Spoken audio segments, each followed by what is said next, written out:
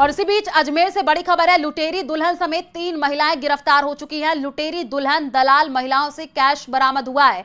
गंज थाना पुलिस ने यूपी से गिरफ्तार किया है और शादी के दूसरे दिन दरगाह जियारत करने के बहाने लाखों रुपए लेकर के दुल्हन फरार हो गई। जियारत करने के बहाने पैसे लेकर के फरार हुई थी। बड़ी खबर इस वक्त आपको बता रहे हैं, जहां पर लुटेरी दुल्हन समेत 3 महिलाएं गिरफ्तार कर ली गई हैं। लुटेरी दुल्हन दलाल महिलाओं से कैश बरामद हुआ है। गंज थाना पुलिस ने यूपी से गिरफ्तारी की है और शादी के दूसरे दिन दरगाह जियारत करने के बहाने लाखों रुपए लेकर के दुल्हन फरार हो गई थी।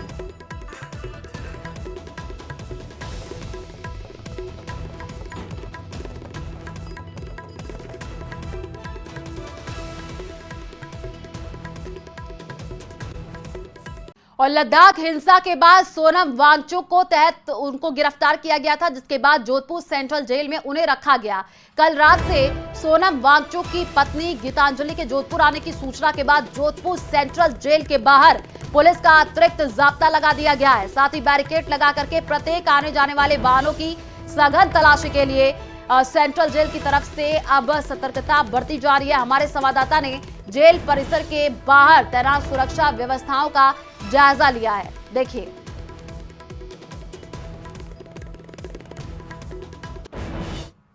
हिंसा के बाद सोनम वांगचुक को जोधपुर सेंट्रल जेल में रखा गया है। कल रात से सोशल मीडिया पर एक संदेश वायरल हो रहा था, जिसमें सोनम वांगचुक के समर्थन में जोधपुर जिला कलेक्टर परिसर के बाहर शांतिपूर्ण सभा, धरना और ज्ञापन देने की बात कही गई है। और ये बात जो है कॉमरेड एडवोकेट किशन मेघवाल के फेसबुक अकाउंट पर जो है लिखी गई है। अगर बात करें तो जोधपुर शहर में जिस तरह से सेंट्रल जेल के बाहर और अंदर जो सुरक्षा की व्यवस्था है वो चाक चौबंद, आप देख सकते हैं किस तरह से प्रत्येक वाहन को जांच करने के बाद जो है जेल परिसर के आसपास फटकने दिया जा रहा है। और सबसे बड़ी बात, सोनम वांगचुक की पत्नी गीतांजलि के जोधपुर आने की सूचना है और ये सूत्रों से मिली जानकारी के अनुसार 3 गाड़ियों में करीब 8 से 10 लोग यहाँ पर आए और जिसके बाद सेंट्रल जेल पर जो है अतिरिक्त जाब्ता पुलिस का तैनात किया गया है। आप देख सकते हैं कि जो तमाम बैरिकेड्स यहाँ पे बने हैं, उसके अलावा जो कई पुलिसकर्मी यहाँ पर तैनात किए गए हैं जो लगातार प्रत्येक गाड़ी की तलाशी, आप देख सकते हैं। मैं मेरे कैमरामैन संविधान से निवेदन करूंगा पीछे बताया कि प्रत्येक गाड़ी के दस्तावेज और प्रत्येक व्यक्ति की जांच परख करने के बाद सेंट्रल जेल का जो एरिया है उस तरफ जाने दिया जा रहा है। इसके अतिरिक्त किसी को भी नहीं जाने दिया जा रहा है और जो तमाम जाता है वो मुस्तैद यहाँ पर नजर आ रहा है।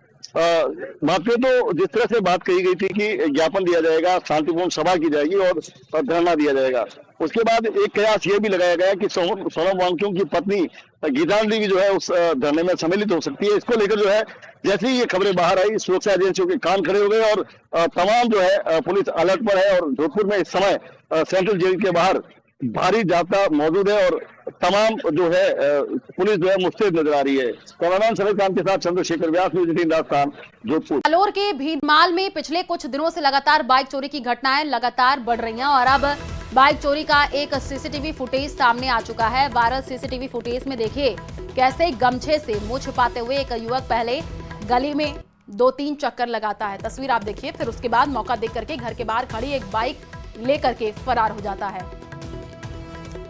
तो viral video CCTV footage Bhinmal के झोराढाल स्थित संतोषी माता मंदिर रोड का बताया जा रहा है। दिन दहाड़े घर के बाहर से चोरी हुई बाइक का वीडियो वायरल हो रहा है। तस्वीरें आपको दिखा रहे हैं, देखिए जालोर के भीनमाल की ये तस्वीर है। चोरी का पूरी ये घटना सीसीटीवी में कैद हो गई है। घर के बाहर से दिन दहाड़े बाइक चोरी की ये घटना सामने आई है। झालावाड़ में नकली नोट छापने और खपाने का मामला, चंडीगढ़ क्राइम ब्रांच ने दंपति को गिरफ्तार कर लिया है। झालरापाटन ग्रोथ सेंटर इलाके के एक मकान से गिरफ्तार किया है। आरोपी जितेंद्र और उसकी पत्नी रजनी गिरफ्तार। आरोपियों के कब्जे से 12,20,000 के नकली नोट बरामद कर लिए गए हैं। कलर प्रिंटर, कटर, लैपटॉप सहित शाही बरामद हुई है। आरोपियों को डिटेन करके चंडीगढ़ पुलिस रवाना हो गई है। तो नकली नोट छापने और खपाने का ये पूरा मामला सामने आया है। आरोपियों की गिरफ्तारी हो चुकी है। दंपति को गिरफ्तार किया गया है। इनसे अब पूछताछ की जा रही है। इनपुट इस आशय से प्राप्त हुआ कि एक महिला फेक करेंसी के षड्यंत्रपूर्ण गिरोह में शामिल है और यहां से कुरियर सर्विसेज के थ्रू फेक करेंसी सप्लाई कर रही है। उसके बाद इनपुट प्राप्त होने के बाद झालावाड़ पुलिस ने अपनी बड़ी टीमें बनाकर स्पेशल टीम तैनात करके उनकी पहचान सुनिश्चित की। कई सारे सीसीटीवी खंगालने के बाद में उस गिरोह का चिन्हीकरण हुआ। उसके बाद संयुक्त कार्रवाई में चंडीगढ़ पुलिस और झालावाड़ पुलिस ने ये कार्रवाई अमल में लेके आई, जिसमें जितेंद्र शर्मा और रजनी शर्मा करके 2 आरोपी हैं। इन संदिग्ध आरोपियों को डिटेन किया गया।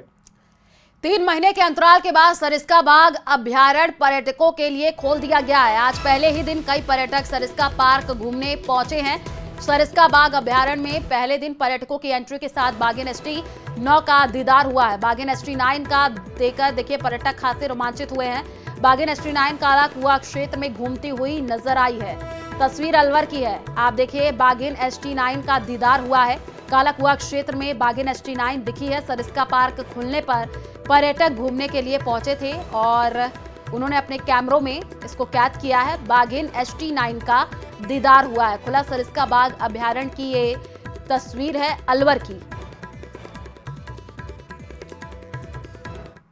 जैसलमेर के लिए आज का दिन बहुत खास और राहत भरा साबित हुआ है। लंबे समय से बिजली कटौती और वोल्टेज की समस्या से जूझ रहे शहर को चौथा ग्रिड सब स्टेशन यानी GSS मिला है। जी हां, इस नए 5000 किलोवाट क्षमता वाले सब स्टेशन का उद्घाटन विधायक छोटू सिंह भाटी ने पूजा अर्चना के साथ किया है। बिजली की स्थिरता बढ़ेगी, कटौती की समस्या काफी हद तक खत्म हो जाएगी। जैसलमेर अपनी सांस्कृतिक विरासत और पर्यटन के लिए जाना जाता है। इसके लिए ये कदम बेहद महत्वपूर्ण है। उम्मीद है कि आने वाले समय में बिजली व्यवस्था और भी बेहतर होगी, जिससे शहर वासियों के साथ साथ पर्यटकों को भी लाभ मिलेगा। ये जो पूरा वार्ड है, ये 2 वार्ड में इसका बहुत बड़ा असर हो जाएगा। ये आप समझो 85% हमारी छोटी मोटी जो समस्याएं थी, रात को मेरे को फ़ोन आते थे, वो समस्याओं का निर्धारण आज हो गया। समझो ये बहुत बड़ा काम हो गया और शहर के लिए और शहर के रहने वालों के लिए ये बहुत अच्छी व्यवस्था हो गई। करौली की सपोटा पुलिस ने सेक्सटॉर्शन गैंग का भंडाफोड़ किया है। अश्लील वीडियो भेज करके लोगों को ब्लैकमेल करने वाले 3 आरोपियों को पुलिस ने पकड़ा है। इनमें एक आरोपी नाबालिग है। ये रिपोर्ट देखिए।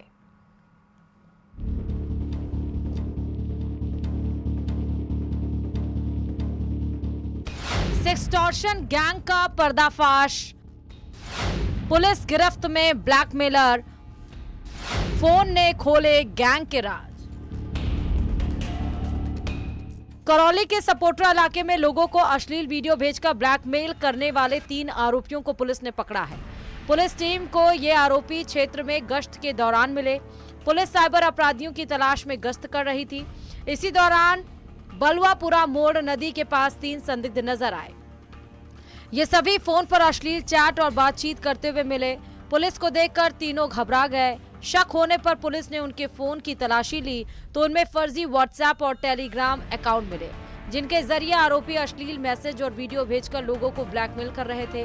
जांच में सामने आया कि आरोपी ठगी की रकम फर्जी बैंक खातों और दूसरों के नाम से जारी सिम कार्ड के जरिए वसूलते थे।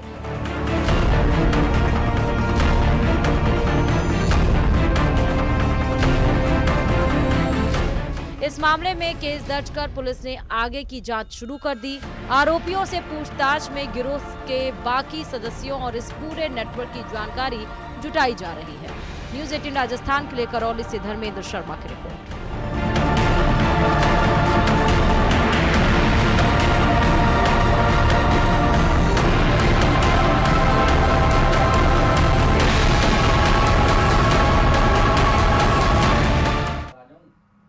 मुख्यमंत्री भजनलाल शर्मा ने गांधी जयंती के अवसर पर जयपुर में सचिवालय स्थित महात्मा गांधी की प्रतिमा पर पुष्पांजलि अर्पित की है।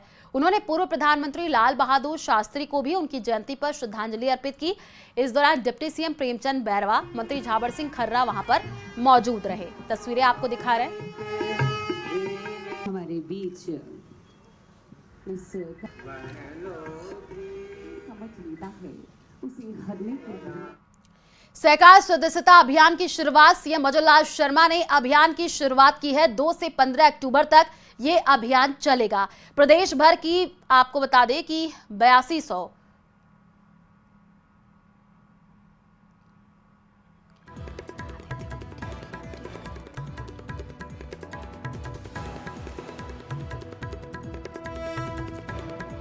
तो जयपुर के कॉन्स्टिट्यूशन क्लब में सीएम भजनलाल शर्मा ने सहकार सदस्यता अभियान की शुरुआत की है। सीएम भजनलाल शर्मा ने की युवाओं और महिलाओं को जोड़ा जा रहा है, सहकारिता से लोगों को लाभ मिल रहा है। तो वहीं कांग्रेस पर भी निशाना साधा है।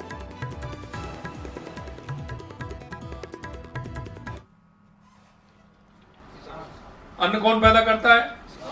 किसान पैदा करता है। दलहन कौन पैदा करता है? तिलहन कौन पैदा करता है? दूध कौन पैदा करता है? मसाले कौन पैदा करता है? कपास कौन पैदा करता है? मैं आपसे यही कहना चाहता हूं मेरे बहनों कि जो फायदा किसान को मिलना चाहिए था सहकारिता के माध्यम से, वो फायदा हमें नहीं मिला। आज हम देखते हैं हमारी माता बहनें गांव में कितनी बड़ी संख्या में रहती हैं। क्या वो किसी रोजगार से जुड़ी हुई हैं?